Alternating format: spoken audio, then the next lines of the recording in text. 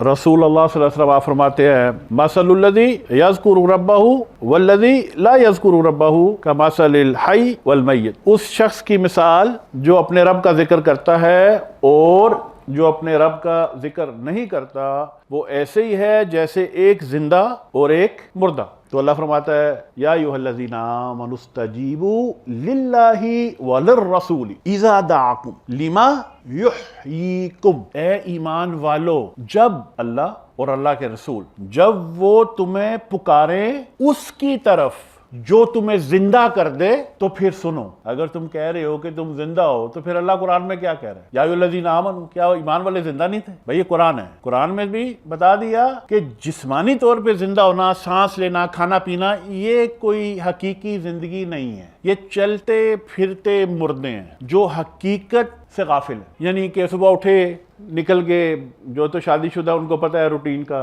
Student भी हैं तो वो भी सुबह उठे जनाब कॉलेज जाना है, पूरा दिन किताबें, वापस आई है वो, एंड रिपीट रिपीट रिपीट हत्ता के जान निकल गई। तो ये इस्तग़फ़ार, ये माउल हया, ये जिंदा करने वाला पानी है, बशर्ते कि इसको पिया जाए। देखिए पानी तो आपके पास है, अगर पिएंगे नहीं तो इस्तिजाबा कोई नहीं, यानी आपने पर लब्बैक नहीं कहा। अगर तो जिंदा होना है तो फिर आप इस पानी को पी कर देखें।